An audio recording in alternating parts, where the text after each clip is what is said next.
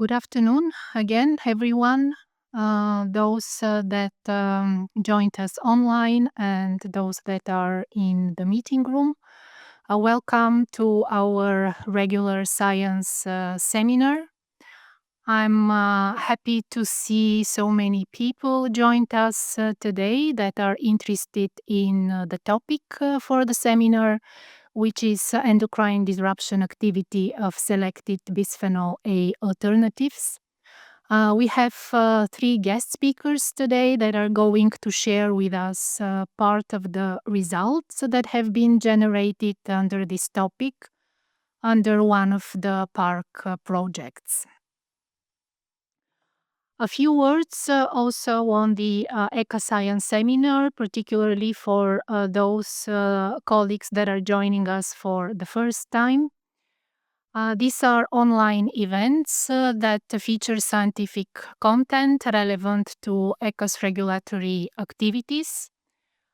The content covers both human health and environmental topics.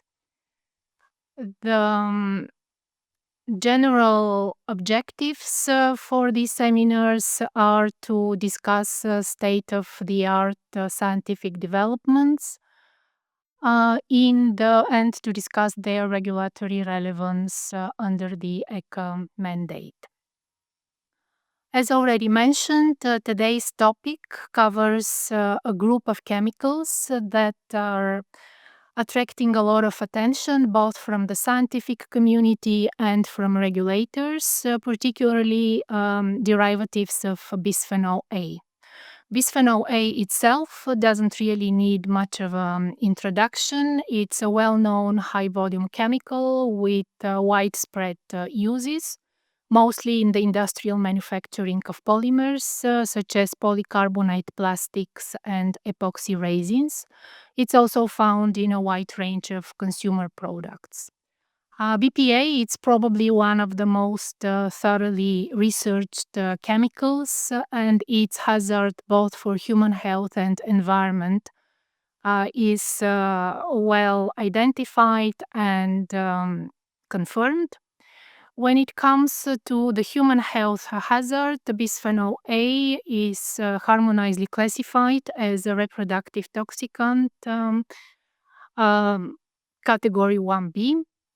It's also recognized endocrine disruptor and skin sensitizer. Hazards and the risks of bisphenol A are well regulated.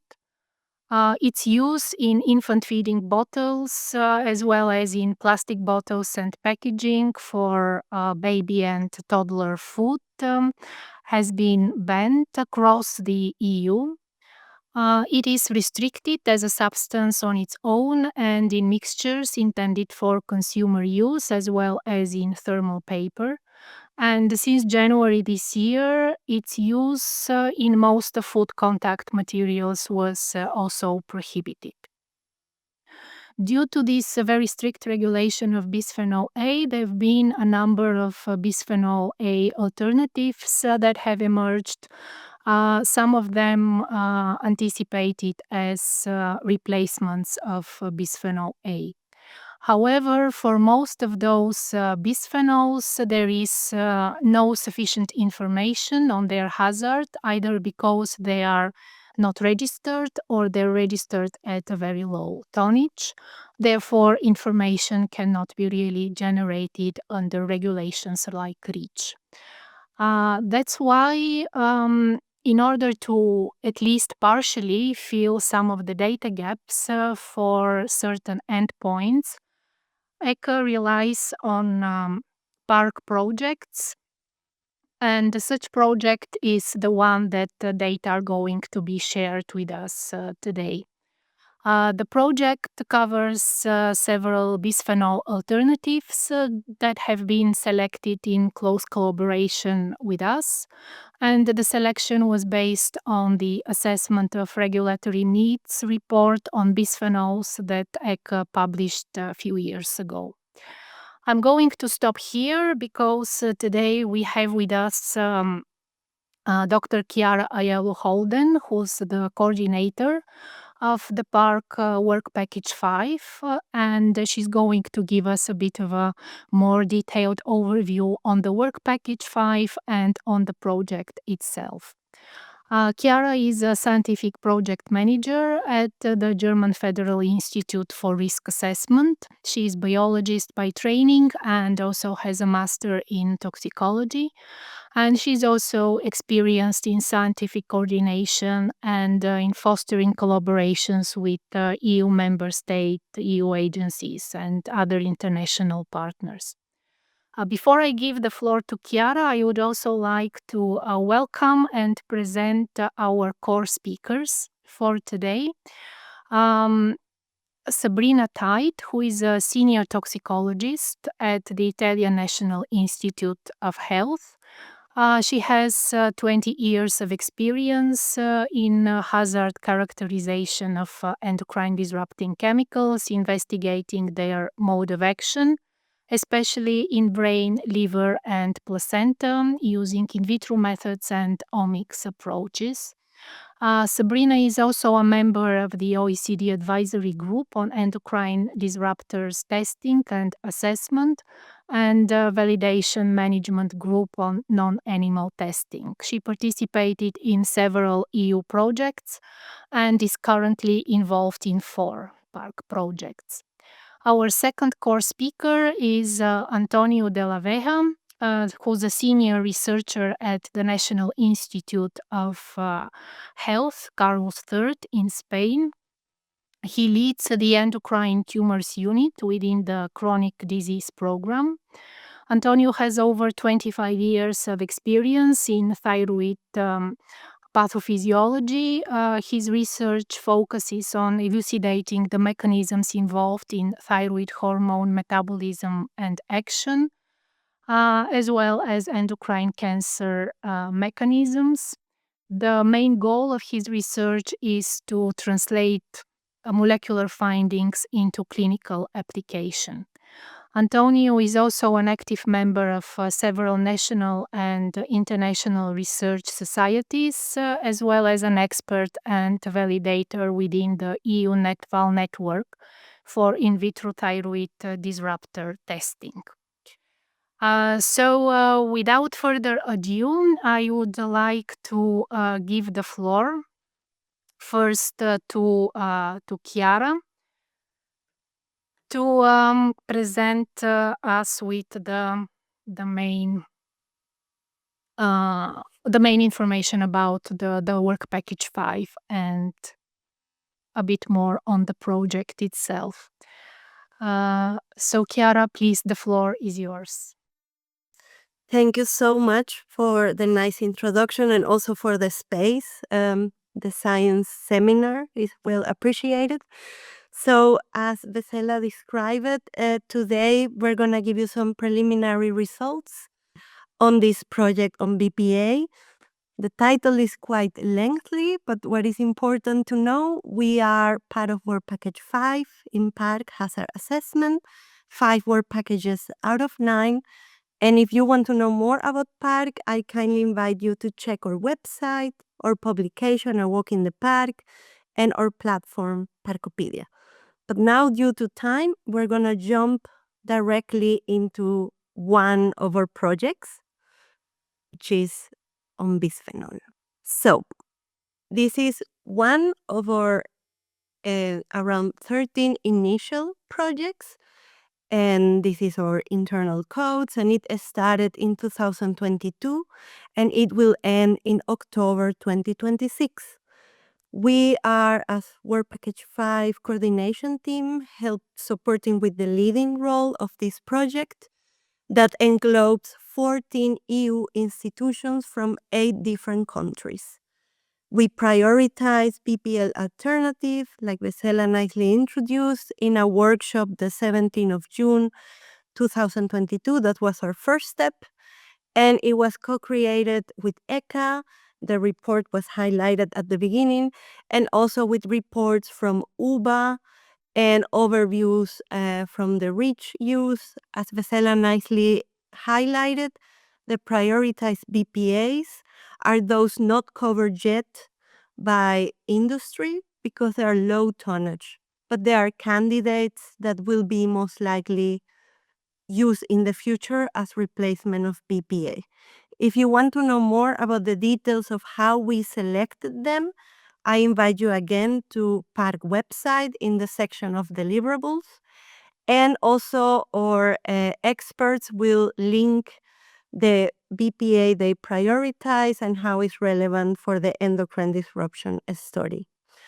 We also created overview of these 8 prioritized BPA alternatives and publish what data is there, which is not much.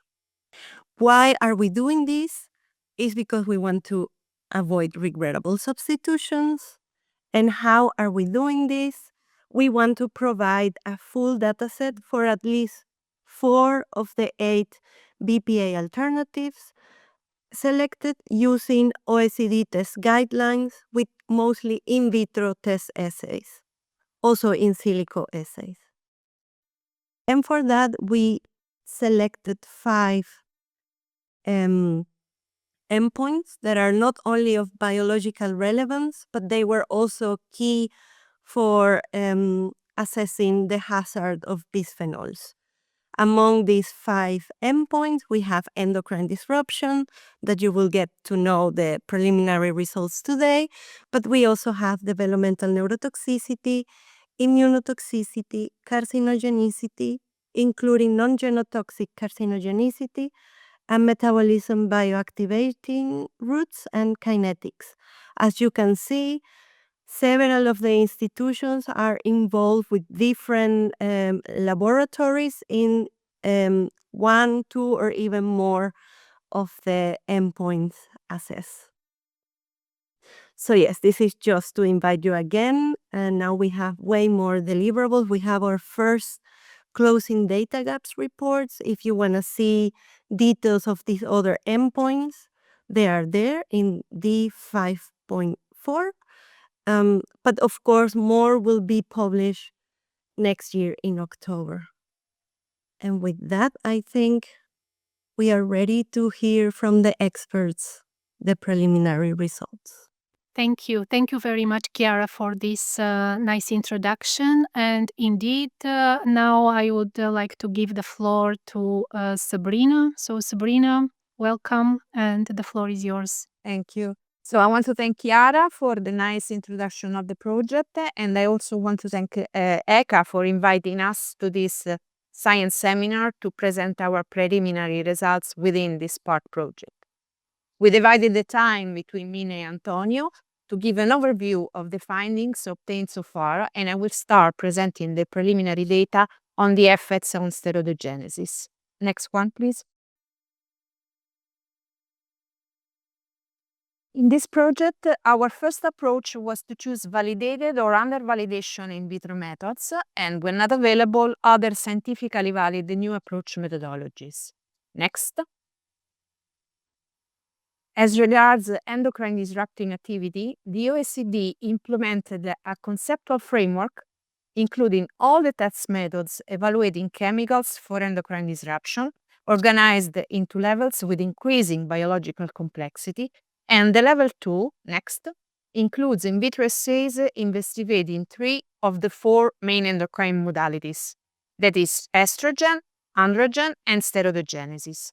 The thyroid modality is not currently covered by any validated assay, but several NAMs are under validation, and Antonio will describe 2 of them in his presentation. Our group performed the steroidogenesis assay. Next. The steroidogenesis pathway, the steroidogenesis assay investigates alteration of the steroidogenic pathway, which starts from cholesterol going through progesterone, the mineral corticoids, the glucocorticoids, and the sex steroid hormones, which are testosterone and estradiol. Next one. We evaluated the endocrine activity of all the prioritized BPA alternatives, that is BPE, BPZ, BPP, BBAP, BPS, MAE, TCBPA, but also next TBBPA. Next one. Okay.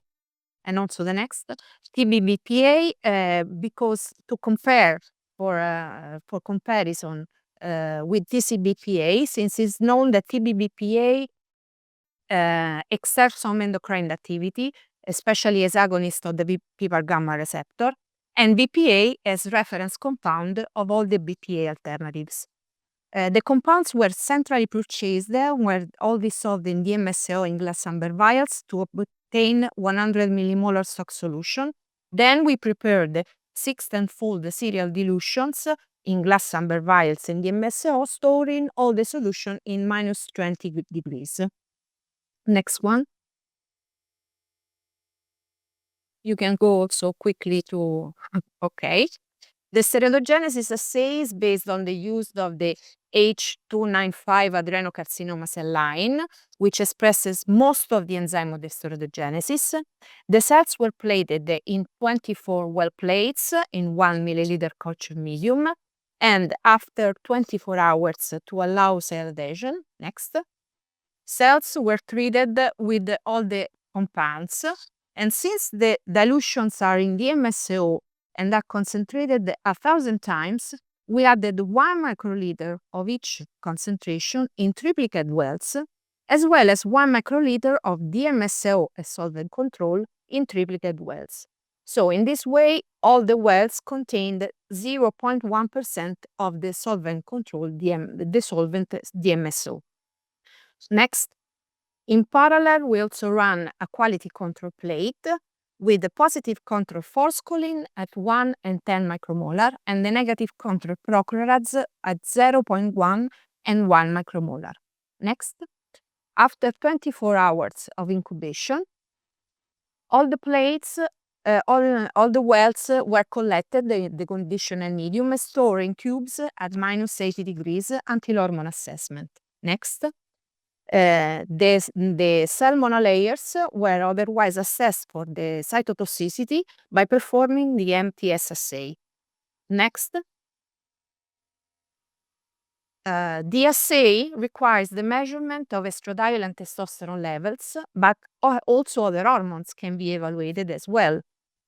Next, so we measure the estradiol and testosterone levels in conditioned medium of treated cell by ELISA commercial assays. But in addition, we also are performing HPLC-MS analysis on estradiol and testosterone to compare the results of the two methods, but also to measure progesterone, aldosterone, and cortisol to increase the knowledge of the effects on all the end products of the steroidogenesis. Next. Before going further with the hormone analysis, we evaluated the cytotoxicity of the compounds to exclude concentration reducing cell vitality more than 20%. The concentration tested range from 100 picomolar to 100 micromolar. Next. As you can see from the graphs, all the compounds induce cytotoxicity at the highest concentration tested, and VPP induced more than 20% cytotoxicity also at 10 micromolar. Next. To have at least 7 total concentration and 6 for BPP because we excluded 2 concentration, we tested additional intermediate points. However, in some cases, we identified some concentrations still being cytotoxic, and only in some cases we identified a concentration not being cytotoxic more than 20%. Next. And here are marked with the green circles. Okay. Next. So for each compound, these are the maximum concentration to be used for hormone assessment and the corresponding calculated EC50 values for cytotoxicity. As can be observed, BPP was the more cytotoxic compound. Next. Followed by BPZ and BPSMI, then BBAP and TBBPA with comparable EC50, and finally BPA, BPE, and TCBPA with IC50 e, higher than 100 micromolar. Next. Once defined the maximum concentration to be tested, we assess the hormone levels by ELISA assays. Here are the results for estradiol levels, expressed as full changes with respect to solvent control, all the values normalized to cell vitality. As you can see, BPA and BPE significantly increase the estradiol levels at the highest concentration tested. The same was observed also for BPS-MAE and for DPPPA, although the last one with a higher magnitude. We also observed that for BPP, BBAP, and TCBPA, the two less highest concentration induce a strong increase in estradiol levels, and the only compound not significantly affected the estradiol levels was BPZ. Next. So we can summarize these results with the low observed effective concentration for all the compounds and the maximum changes observed. According to the OECD test guideline, next, at least two adjacent concentrations have to be significantly different from solvent control with a full change higher than 1.5 to consider a compound positive. So only BPP and TCBPA can be considered positive.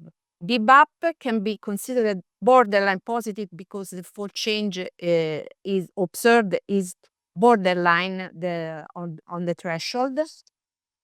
But we are confident to confirm this positivity by the analytical analysis as explained later.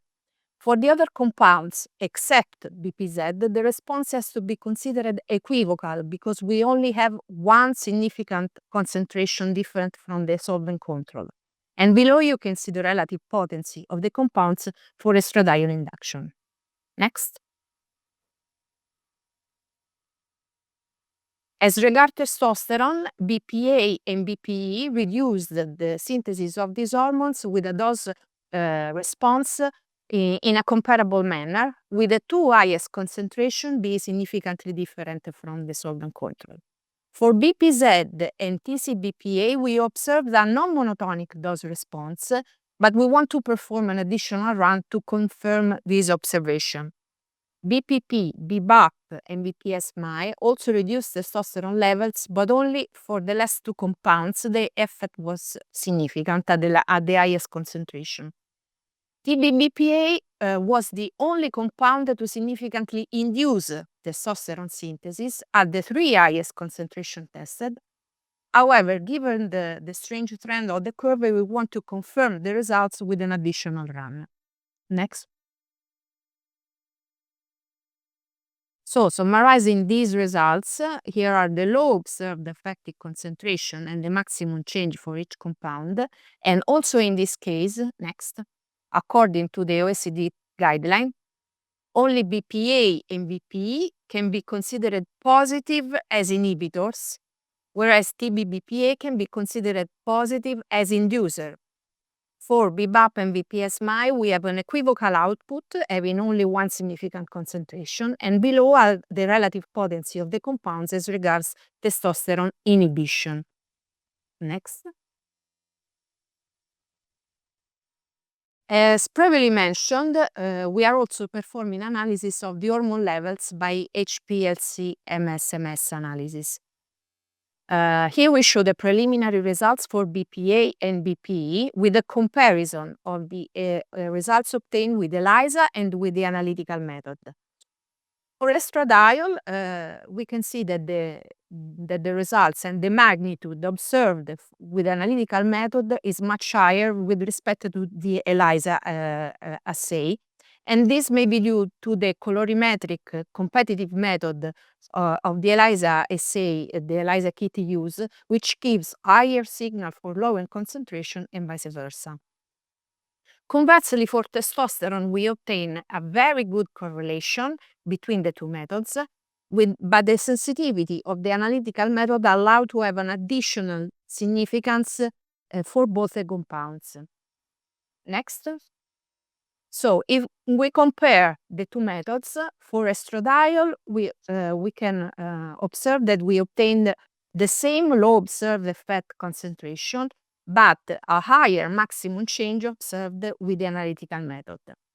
Otherwise, for testosterone, we observed that the same low observed effective, the low effective concentration obtained with the analytical method, but comparable max change observed.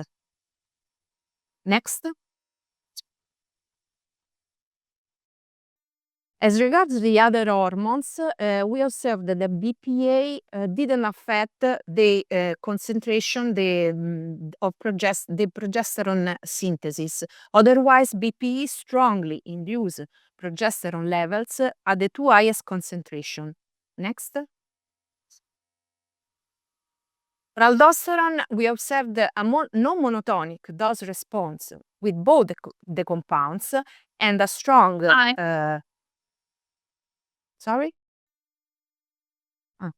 and a strong reduction at the highest concentration tested.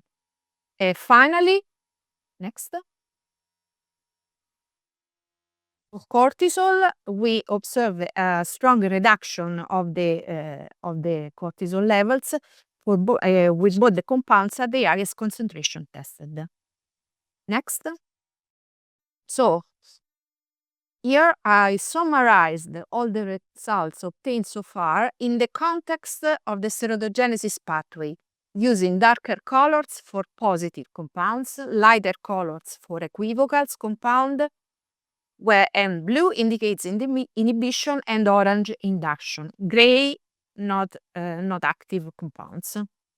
Next. In a recent review, which we published in the frame of this PARC project, we collected all the available evidence on the endpoints included in the project. Next. And only few data are available on the same cell line used in the steroidogenesis assay, and additional reports are available on MA10 lydis cells to test allogeneic compounds. Next. Our results mostly confirmed previous findings. Next. While for others, we obtained different results. However, by the end of the project, we will fill data gaps on all the compounds and the effects on all the hormone levels. Next. You can go quickly here. So, concluding, some BPA alternatives were more potent than BPA to induce estradiol synthesis, such as BPP, BBAP, and TCBPA. Only BPE was potent as BPA to reduce testosterone synthesis, but TVBPA induced the hormone synthesis. The analytical method will refine the results obtained with the ELISA assays, further adding information on alteration on the other hormones such as progesterone, aldosterone, and cortisol levels. Next. And with that, I want to thank all the colleagues working with me at ISS in this project, and I thank you all for your attention, and I'm open to any comments or questions you may have. Thank you. Thank you very much, Sabrina, for this nice and clear presentation. So now we can continue with Antonio with his sharing the part of the results of his group. Okay, thank you so much to the ECHA to allow us to present our work. And my participation in the PARC project is related with the thyroid hormone metabolites, in particular in the thyroid hormone and iodide transport assay. To see the importance of these assays, I will do a brief summary of the thyroid hormone metabolites. Everything starts in the brain, where in the hypothalamus is producing the TRH that stimulates the production of TSH at the pituitary gland. And this TSH is the regulator of the thyroid gland, especially in the thyroid follicular cell, where occurs the thyroid hormone synthesis. There are several key events here, but perhaps some of the more important are the iodide transport through the sodium iodide imported NICs, and later in the colloidal side, the incorporation of the iodide to the thyroglobulin molecule by the TPO enzyme and the Duox enzyme that produce peroxide OCE. Later, this thyroglobulin is endositized to the thyrofollicular cell. The hormone are liberated, and the last step in this cell is the transport of this thyroid hormone through the NCTA transported to the bloodstream. This hormone, free hormone or binding to several molecules, then acts a regulator of many target tissues. Basically, all tissues in the body are target of the thyroid hormone. One that they go to the target cell or this peripheral cell, they are incorporated to the cell through several thyroid hormone transporter, including NCTA, where they act as a nuclear regulator for the gene expression on many genes. These are important in all the tissues, but the NCTA transporter is very important in the brain because it's the only thyroid hormone transported, particularly in the neuron. This hormone also in the bloodstream regulate the production of the TSH in the brain. And also these thyroid hormones are important in different life states, particularly in the pregnancy and lactation, where iodide and thyroid hormone are incorporated to the to the placenta through this transporter. So our work here is one, analyze the iodine incorporation through NICs. That, as you can see, is very important in many processes of the thyroid hormone metabolism. And the second one is analyze the TC transport through the NCTA transporter that also is very important in the whole thyroid hormone metabolism. To do that, we use two assays that are considered alternative methods toward regulatory acceptance by the European Commission. So besides the 8 prioritized substance, we decided to analyze several others that are particularly important for us for the thyroid hormone metabolism. If you see here the structure of BPA and TBPPH in a very simple way, and you compare with the thyroid hormone T4, you can see that the standard phenol group is quite similar, structurally speaking. Okay, starting with the thyroid hormone assay, we use this system that are, in this case, that overexpressing the NCTA transporter, the human, and this is the protocol that I will not go too much inside. But important in this protocol, one important thing that is just to use in radioactivity, that used to be the way that are using this colorimetric reaction with the name of Sander Corson for the first person that do it. That allow us to eliminate the radioactivity in the protocol. These are all the conditions. Very important in our assay, that the assay lasts just only 30 minutes. So cytotoxicity in this cell are rarely observed. We check and we don't see any cytotoxicity in these 30 minutes, okay? We have reference substance, control substance, and this is the range of concentration. If we compare, for example, the BPA, with the reference substance silicristin, that is a very potent inhibitor, we must say this different. And based in silicristin, another reference substance, we might consider BPA as a weak inhibitor or this transport, okay? But it might be relative because they will depend of the concentration that you might find in population. So several studies are mentioned that the average concentration that you can find is between 1 to 18 nanomolar in urine in human samples. But in population that are highly exposed, for example, people that were in company that manipulate the BPA, you may find up to 2 order of magnitude. So you are in concentration where the thyroid hormone effect with the thyroid hormone system might be altered. Also, as we know in several animal models that high exposure to BPA altered the thyroid metabolism.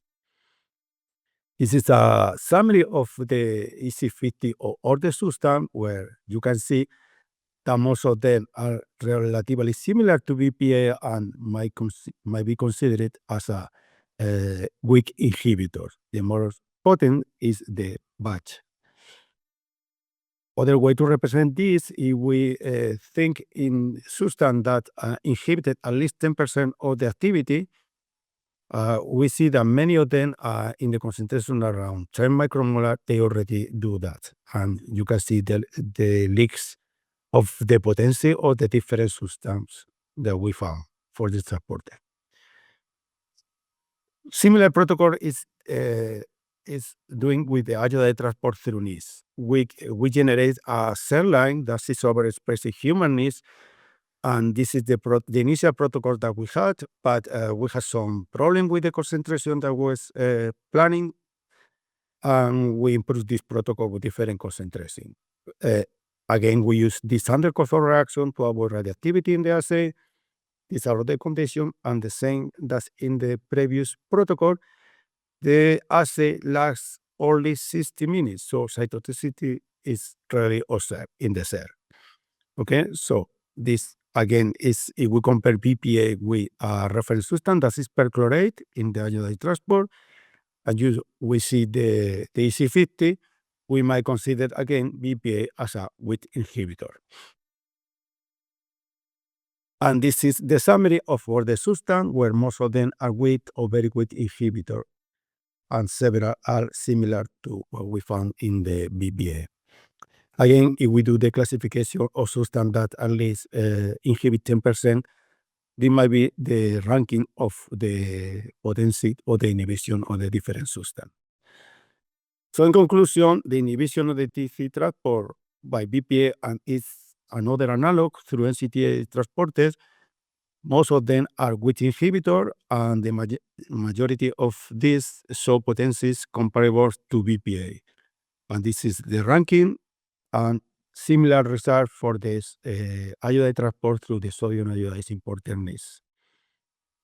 Until here was our participation in the PARC project, but we want to go further because we want to really understand the mechanism of how BPA alters the thyroid hormone metabolism. To do that, we use this cell line, PCCLC cell line. This is a rare thyroid cell line, considerably normal. It's TSH dependent, well differentiated, and it's ideal for all the physiological thyroid pathway, expression of protein, function, everything. Here you see few of the 100 studies that have been published using this cell line, comparing results with the cell line with the animal thyroid physiology or even the human thyroid physiology, where this cell line has been considered as a gold standard to do this assay or regulation, even in oncology process. First, we start with 4 of the analogs to see the viability of this cell line in 1 hour until 96 hours, and we see that most of them, the cell viability of PCCLC remain unaffected until a concentration higher than 100 micromolar.